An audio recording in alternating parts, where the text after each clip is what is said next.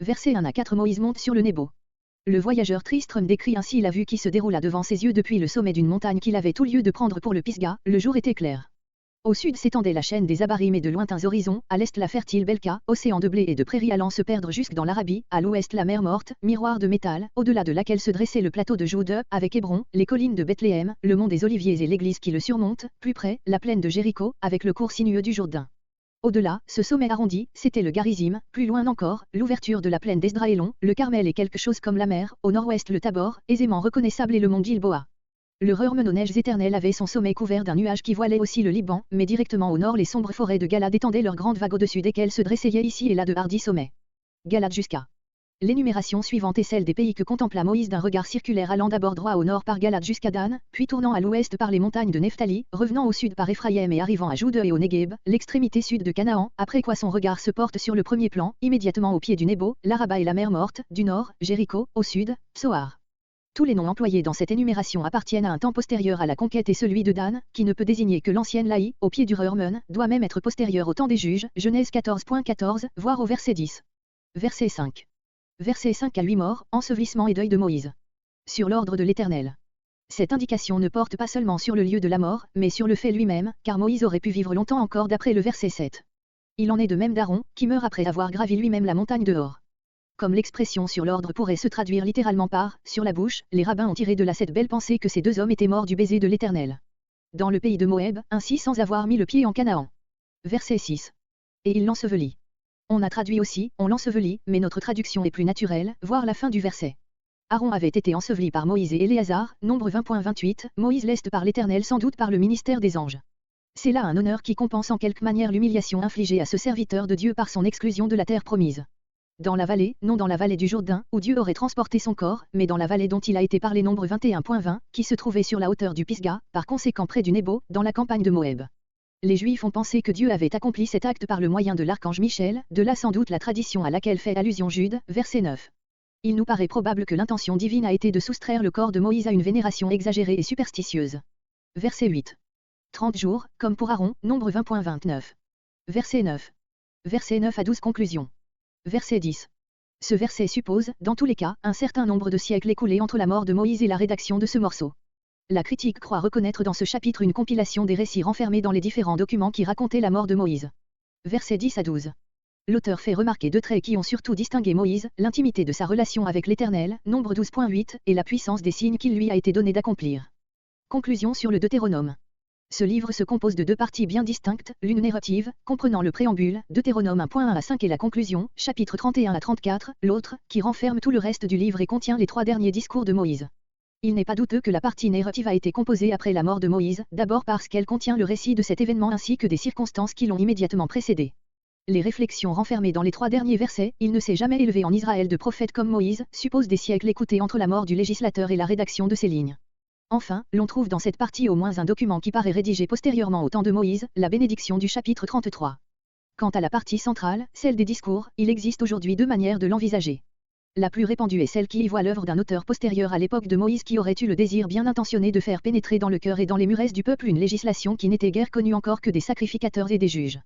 L'auteur ne se serait fait aucun scrupule de mettre ses discours composés par lui dans la bouche de Moïse, parce qu'il était assuré de parler dans l'esprit de ce serviteur de Dieu et de ne dire au peuple que ce que Moïse lui aurait dit lui-même dans les circonstances dans lesquelles il écrivait. Les partisans de cette opinion diffèrent beaucoup entre lorsqu'il s'agit de fixer l'époque où a eu lieu cette composition. Ceux qui la rapprochent le plus du temps de Moïse la placent à l'époque de Samuel, 3 siècles et demi après Moïse, d'autres la placent 2 siècles plus tard, sous Jasaphet, des 3e plus tard encore, sous Ézéchias ou son fils Manassé, 7 siècles et plus après Moïse, les derniers, dont la manière de voir s'affirme avec le plus d'assurance, indiquent comme date le règne de Josia, 8 siècles et demi après Moïse. La seconde opinion attribue, conformément aux données du livre, les discours et leur rédaction à Moïse lui-même. Il ne faudrait pas croire que les partisans de la première manière de voir appartiennent tous au parti rationaliste. Un grand nombre de savants qui croient fermement à la révélation, s'y sont rangés. Voici les motifs qu'on fait valoir en sa faveur. Le ton des exhortations édifiantes renfermées dans ces discours est absolument celui des prophètes postérieurs. Il y a en particulier des rapports d'expression très étroits entre certains passages et le livre de Jérémie. On remarque des contradictions entre certaines prescriptions législatives du Deutéronome et les dispositions correspondantes des livres précédents, de sorte que l'on est conduit à envisager la législation de ce livre comme une phase différente de celle de ces derniers. De plus, des contradictions analogues se retrouvent entre les faits historiques cités dans le Deutéronome et l'histoire racontée dans les livres précédents. L'auteur du Deutéronome emploie fréquemment les documents postérieurs à Moïse qui ont servi à composer le Pentateuque. Voici les réponses que l'on peut faire à ces objections. Rien n'empêche que le ton prophétique et édifiant des discours du Deutéronome n'ait pu se trouver dans la bouche de Moïse lui-même, car il était prophète non moins que Marie, s'assure, Deutéronome 18.15-18, Deutéronome 34.10. Au moment de quitter ce peuple qui allait entrer dans la terre promise, il lui parle non plus en législateur, mais comme un père qui adresse ses dernières paroles à sa famille. À cette génération qui formait un peuple nouveau dont les membres pour la plupart n'avaient point assisté aux grandes scènes du Sinaï, il veut répéter lui-même cette loi que Dieu lui avait donnée, lui faire comprendre que c'est de son observation que dépend son bonheur ou son malheur et il la reproduit dans ce but non en se collant à la lettre des commandements, mais en s'efforçant d'en faire pénétrer l'esprit dans le cœur et la vie de la nation, en insistant surtout sur les dispositions fondamentales qui sont l'âme de toute vraie obéissance, la reconnaissance et l'amour pour Dieu, l'équité et la miséricorde envers le prochain. Et n'est-ce pas là le vrai esprit prophétique ? Comme l'a dit un critique éminent, qui ne partage pourtant pas notre manière de voir sur ce livre, le Deutéronome renferme l'esprit le plus pur du mosaïsme lui-même appliqué à la vie. Les contradictions législatives que l'on allègue nous ont paru se résoudre sans beaucoup de difficultés, celles sur les dîmes, Deutéronome 12.6, Deutéronome 14.22, comparées avec Nombre 18.20 et suivants, par le fait que les prescriptions du Deutéronome prises à elles seules sans y ajouter celles des nombres, auraient été absolument insuffisantes pour pourvoir à l'entretien des sacrificateurs et des Lévites, celles dans lesquelles paraît disparaître la distinction entre sacrificateurs et Lévites, par le fait que cette distinction est selon nous nettement indiquée dans ces passages mêmes, Deutéronome 18.18. Pour celles relatives à la libération des esclaves et à l'usage des bêtes mortes et déchirées, voire à Deutéronome 15.14 et Deutéronome 14.21. Quant à celles qui concernent les pièces des victimes allouées aux sacrificateurs, Deutéronome 18.3, comparé Lévitique 7.32 et suivant, ce point est obscur et nous ne pouvons ni affirmer, ni nier une différence entre les deux prescriptions. Mais il est incontestable que dans beaucoup de cas les prescriptions du Deutéronome supposent des lois antérieures qu'elles sont destinées à élargir ou à compléter et que nous trouvons ces lois dans les livres précédents, comparez celles sur la viande de boucherie, Deutéronome 12.15, avec la loi du Lévitique, Exode 17.3, note, celle sur les lépreux, Deutéronome 24.8, avec celle du Lévitique, chapitre entre 13 et 14, de même celle sur la Pâque et sur les fêtes en général avec les lois plus complètes dans l'Exode. De ce rapport il résulte que l'auteur de ce livre se sentait en harmonie avec les lois déjà existantes oralement ou par écrit. Les contradictions historiques ont été également résolues, comparées pour la liste des stations dans le désert Nombre 33.1 et Deutéronome 10.11, spécialement pour l'interversion des deux stations Mosera et Benéja à Can, Nombre 33.30-35 et Deutéronome 10.6-7, pour la conduite de Moab, voire à Deutéronome 23.5. L'emploi de documents postérieurs au temps de Moïse ne peut être positivement constaté que dans la partie narrative chapitre 31 à 34, particulièrement au chapitre 34, mais personne ne songe à dater ces passages du temps de Moïse. C'est avec le Décalogue et le livre de l'Alliance, Exode 21 à 23, que le Deutéronome soutient certainement, au point de vue législatif, les rapports les plus étroits. Or, ces documents existaient déjà rédigés au moment de la mort de Moïse, comparé Exode 24.4-8. En général, si nous admettons que c'est Moïse qui parle dans ses discours, ni ses références historiques, ni ses répétitions législatives, libres ou littérales, ne peuvent étonner de sa part. Il se mouvait dans un domaine qui lui était familier. Voici les raisons qui nous portent à attribuer ces discours à Moïse lui-même. Ces discours renferment toute une série de passages dont l'intention ne se comprend plus dès qu'on les place à une époque postérieure à celle que suppose le livre lui-même. Ainsi, les recommandations touchant les relations de paix à entretenir avec Moab et Ésaü, comme parents des Israélites. Quel sens auraient ces instructions données au peuple, après que la conduite de ses voisins hostiles avait contraint les rois de Juda et d'Israël d'assujettir ces peuples et de s'emparer de leur territoire? Or, c'est ce qui eut lieu pour Édom et pour Moab dès le temps de David. Voir les notes sur Ésaü, Genèse 27, sur Moab, Ésaïe 15. Pourquoi encore rappeler avec beaucoup d'insistance et avec cette formule, souviens-toi, et la sentence d'extermination que l'Éternel avait prononcée au désert contre les Amalékites, Exode 17.14-16, une fois que cette sentence avait été exécutée par le roi Saül, Deutéronome 25.17, 1 Samuel 15.8. Peut-on réellement se tranquilliser à cet égard en alléguant la circonstance insignifiante rapportée une chronique 4.43? À quoi bon donner des directions précises en vue de l'élection éventuelle d'un roi, Deutéronome 17.1 et suivant, une fois que la royauté héréditaire dans la famille de David était établie et assurée par la promesse divine aux descendants de ce roi à perpétuité? Comprendrait donc qu'après qu'un certain nombre de grands prophètes auraient déjà exercé leur ministère en Israël et en Juda, il put être parle du prophétisme sous une forme aussi élémentaire que celle que nous trouvons dans la promesse du chapitre 18, versets 15 et suivants, tandis qu'au moment où Israël s'établissait au milieu de nations possédant toutes sortes de moyens de divination, cette manière d'annoncer le prophétisme paraît toute naturelle. L'ordre de compléter les institutions judiciaires de la nation par des développements nouveaux dépassant les formes rudimentaires qui avaient suffi au peuple réuni dans le camp, Deutéronome 16.18, ne s'explique-t-il pas tout naturellement au moment où le peuple va se disperser pour prendre possession d'un vaste territoire, tandis qu'on ne saurait comprendre comment les juges établis au désert sur le conseil de Jéthro auraient pu suffire au peuple établi en Canaan jusqu'au règne de Jasaphet ou des Échias ou de Josia, sous lesquels on prétend placer le Deutéronome.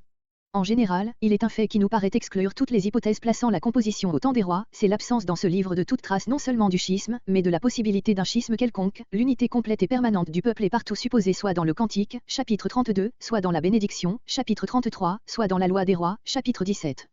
L'hypothèse qui place la composition de ce livre sous Samuel échappe à une partie de ces objections, mais elle se heurte à la loi des rois chapitre 17. Car d'un côté cette loi autorise nettement l'institution de la royauté, et cela, avec une libéralité qui ne s'accorde pas aisément avec la vive résistance de Samuel, et d'autre part les dangers de la royauté sont prévus et signalés dans cette même loi avec une énergie qui n'est point en rapport avec les espérances de ceux qui réclamaient à grands cris cette institution. Cette loi sur la royauté n'a donc pu provenir ni de Samuel, ni du peuple.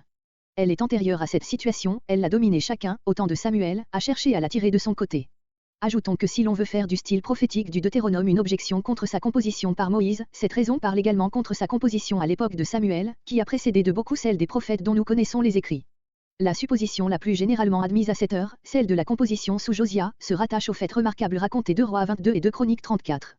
Le grand sacrificateur Ilkija, chargé par le roi de surveiller les réparations du temple, retrouve tout à coup le livre de la loi écrit, dit le récit des Chroniques, de la main de Moïse, ou, comme dit le livre des rois, le livre de la loi de Moïse. Le roi en prend connaissance et la frayeur qu'il éprouve, ainsi que les anciens et tout le peuple, en lisant les menaces renfermées dans ce livre, devient le point de départ du relèvement spirituel qui signale à cette époque. Il est bien probable que le livre ainsi retrouvé était notre Deutéronome, puisque, à l'exception de Lévitique 26, le Pentateuque ne contient guère des discours de menaces propres à produire un pareil effet. Et c'est là ce qui a fait supposer que le Deutéronome avait été composé à ce moment soit par Ilkija lui-même, soit par Jérémie, soit par quelque autre personnage, qui avait voulu agir fortement par ce moyen sur l'esprit du roi pour l'engager à réaliser enfin l'unité du lieu de culte qui avait jusqu'alors laissé beaucoup à désirer. Mais le rôle que l'on fait jouer par là soit au grand sacrificateur, soit à Jérémie est bien invraisemblable. Le premier n'avait point manifesté un zèle tellement grand que l'on puisse supposer que ce sentiment l'ait entraîné à l'emploi d'un si étrange moyen. Et s'il eût été l'auteur de ce renouvellement de la loi, il eût certainement mis en saillie la position et les droits des sacrificateurs tandis qu'il n'en est à peu près pas question dans ce livre. On affirme même que la différence entre ceux-ci et les Lévites y est niée. Quant à Jérémie, il devait être peu disposé à composer un livre destiné à rééditer l'ancienne loi ou à composer un nouveau code, lui qui déclare, Jérémie 31.31 et suivant, que la loi donnée à Sinaï ayant été enfreinte par le peuple, Dieu la retirera pour en donner une autre qui ne sera pas écrite sur la pierre, mais dans les cœurs par le Saint-Esprit. Le rôle de Jérémie en cette circonstance est difficile à deviner. Il ne pouvait être défavorable à un mouvement partant certainement d'un principe de piété, mais, d'autre part, cet essai de restauration de l'ancien code ne répondait pas sans doute à la manière dont il comprenait la situation. Le silence gardé sur son rôle à cette occasion tend à prouver qu'il demeura en dehors de ce qui eut lieu, ne voulant pas empêcher et ne pouvant encourager. Mais dans tous les cas s'il y avait eu fraude, il n'aurait pu manquer, lui sacrificateur, de discerner le fait et de le démasquer. Il est difficile de croire également que le secrétaire Saphan et le roi Josia eussent pris si facilement un livre tout récemment composé, pour un vieux rouleau mosaïque. Josia s'écrie, la colère de l'Éternel sur nous est grande parce que nos pères n'ont point gardé la parole de l'Éternel pour faire ce qui était écrit dans ce livre, 2 Chroniques 34.21. Il reconnaît donc que ce livre a été témoin contre ses prédécesseurs aussi bien que contre lui-même et rend ainsi hommage à son antiquité bien constatée. On a demandé comment un écrit aussi vénérable aurait pu tomber dans l'oubli. Mais quand on pense au demi-siècle qui avait précédé le règne de Josia et durant lequel Manassé et Amon, son grand-père et son père, avaient fait tout ce qu'il avait pu pour anéantir le culte de l'Éternel, répandu comme de l'eau le sang des justes dans les rues de Jérusalem, rebâti les hauts lieux consacrés à Béol dans tout le pays de Jude, rempli d'autels idolâtres le temple même de Jérusalem, on comprend qu'au moment où la nation sortait à peine de cette crise longue et terrible, les livres sacrés n'eussent pas immédiatement repris leur action. Il y avait longtemps sans doute que l'usage de lire tous les 7 ans la loi du Deutéronome 31.10-11, était tombé en désuétude. Il n'est aucun livre de l'Ancien Testament qui soit rempli comme celui-ci des souvenirs de la vie et des coutumes égyptiennes, ainsi que des grands faits de la sortie d'Égypte, du séjour au désert et de la conquête des pays au-delà du Jourdain. Il faudrait citer en preuve le livre entier.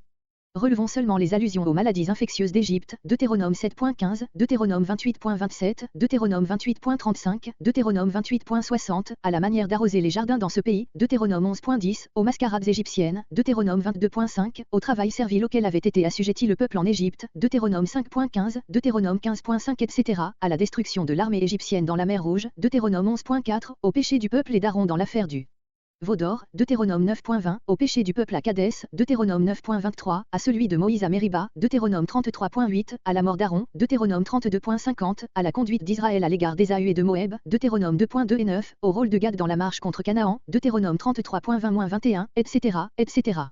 N'est-il pas plus simple et plus conforme à l'esprit de ce livre de voir dans cette multitude de réminiscences dont il est saturé le souvenir naturel et tout frais d'événements récents, qu'un pastiche destiné à donner le change au lecteur?